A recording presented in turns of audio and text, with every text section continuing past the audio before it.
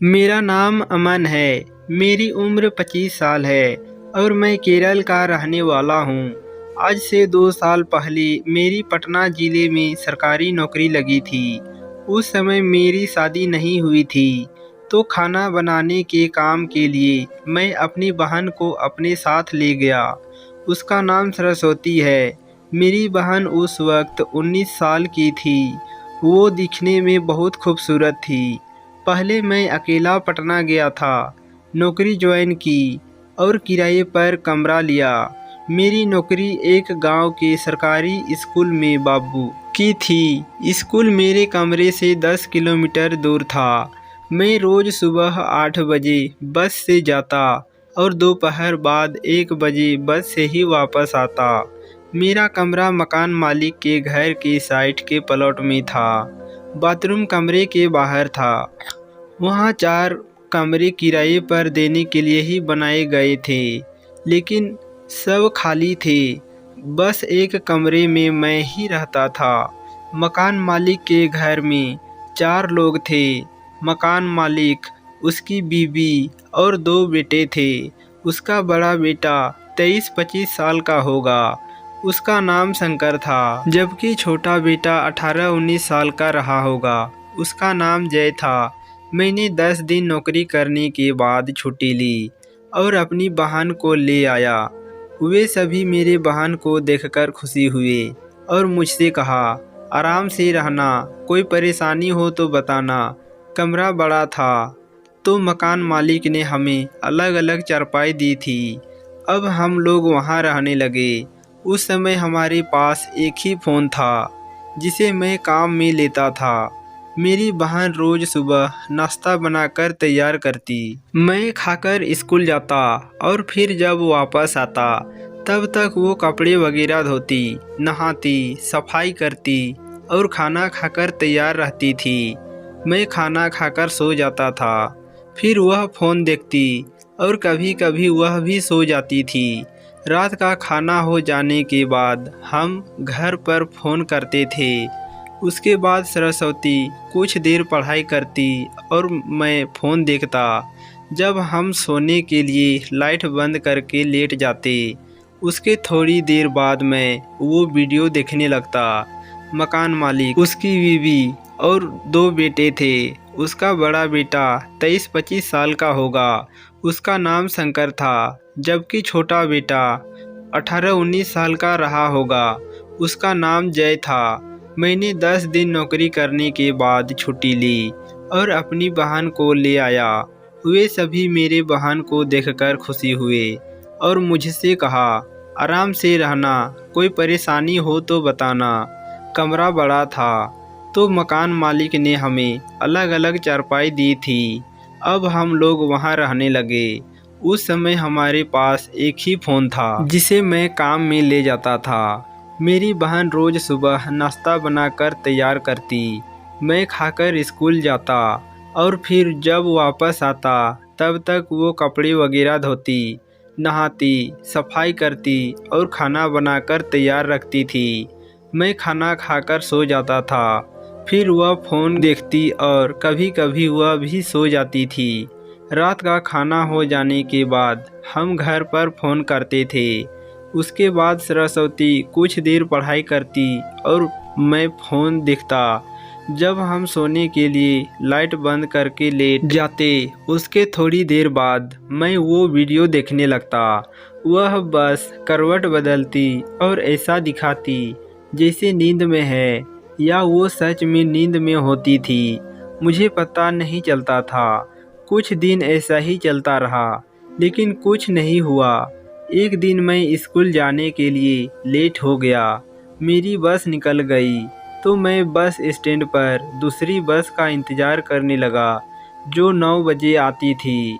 9 बजने वाले ही थे, तभी स्कूल से फ़ोन आया और उन्होंने कहा, कोई बात नहीं, आज मत आइए, लेट हो गए हैं, आपकी हाज़िरी नहीं होगी। फिर मैं वापस कमरे पर आ गया। जैसे ही मैं प्लॉट में घुसा, मैंने देखा कि मकान मालिक का बेटा शंकर दरवाजे के अंदर झांक रहा था, लेकिन मुझे देखकर वो अपने घर चला गया। मैंने रूम की तरफ देखा तो बंद था। मैं समझ गया कि बाथरूम में मेरी बहन नहा रही होगी। फिर मैं रूम में चला गया। थोड़ी देर बाद बहन आई तो मैंने उसे सब बताया तो उसने कहा कि भैया जाने दो, उसे नज़रअंदाज करो। फिर वह खाना बनाने लग गई। शाम को बहन फ़ोन पर लगी थी और मैं छत पर घूम रहा था। तभी मेरी नज़र शंकर पर पड़ी। वह भी अपनी छत पर घूम रहा था और बार बार मेरी तरफ देखकर नज़र हटा रहा था। तभी मैंने आवाज़ देकर बोला, शंकर मैं आ जाऊँ वहाँ। उन्होंने हाँ भरी तो मैं भी उस छत पर चला गया। ये छत उससे बड़ी और ऊंची थी। वहाँ जाते ही शंकर ने मुझसे पूछा, आज जल्दी कैसे आ गया? तो मैंने उन्हें सब बताया। फिर मैंने बोला, शंकर सुंदर है ना मेरी बहन? यह सुनकर शंकर के चेहरे पर मुस्कान आ गई और वह बोला, हाँ बहुत सुंदर है। तो मैंने बोला कि वो है तो मेरी बहन, लेकिन मुझे वो कुछ और नज़र आती है। शंकर बोला, मैं समझा नहीं।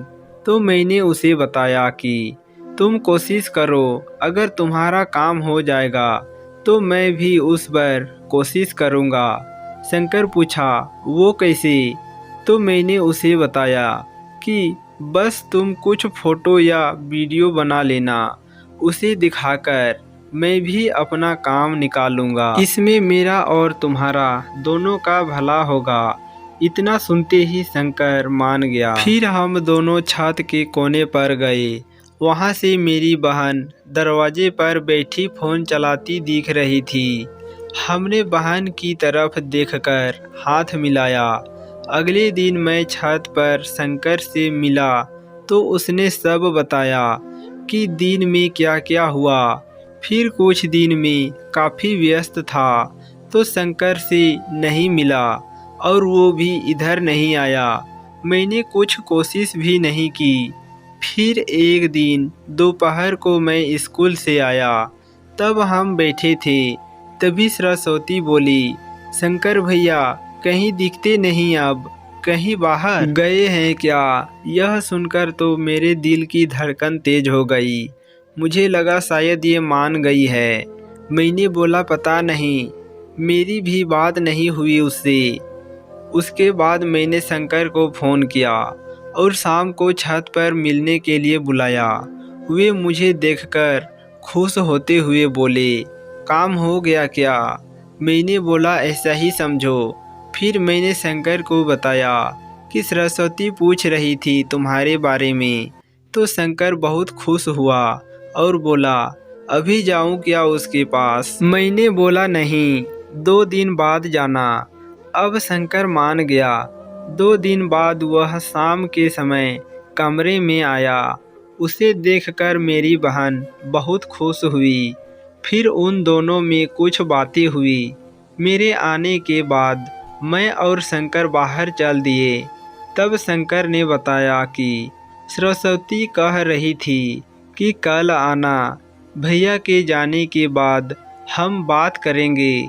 ये सुनकर तो मैं 7वें आसमान पर पहुंच गया। मुझसे कल का इंतज़ार मुश्किल से हो रहा था।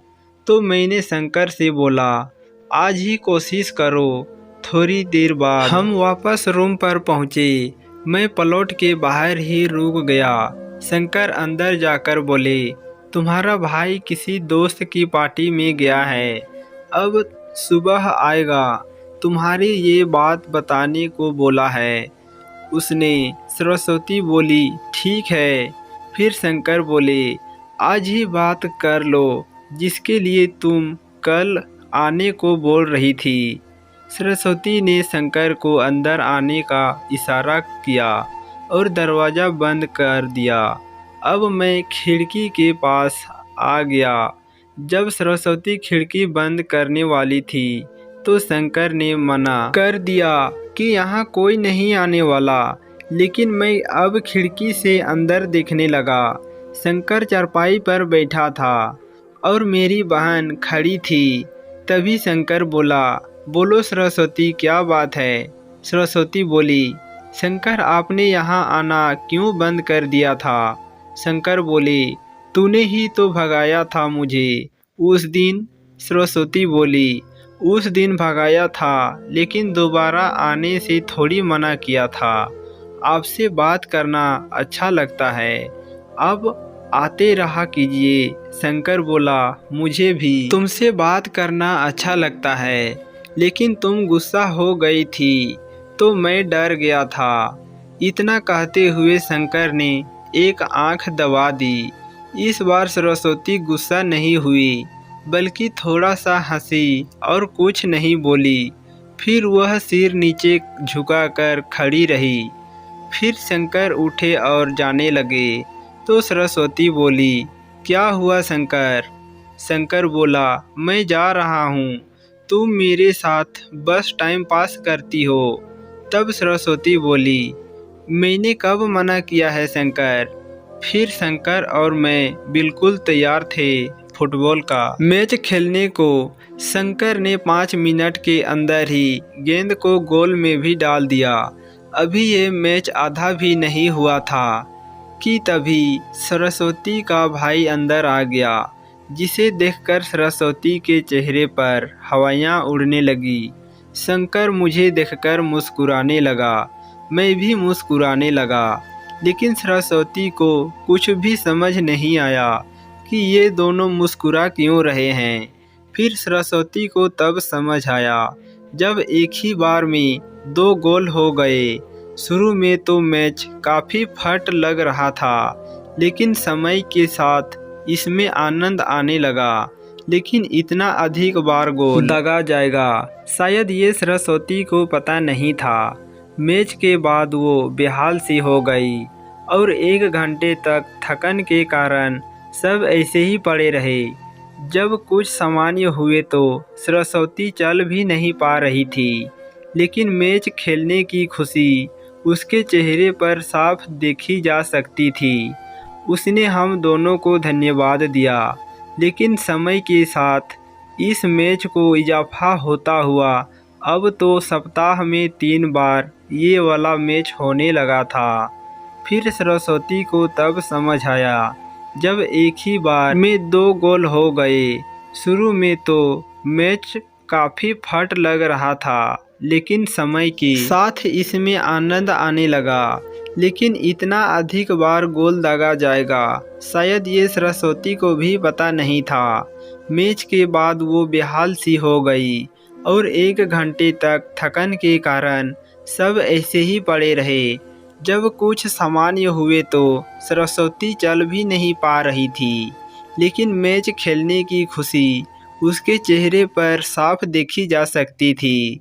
उसने हम दोनों को धन्यवाद दिया, लेकिन समय के साथ इस मैच में इजाफा होता हुआ अब तो सप्ताह में 3 बार ये वाला मैच होने लगा था। दोस्तों, यह थी हमारी आज की स्टोरी।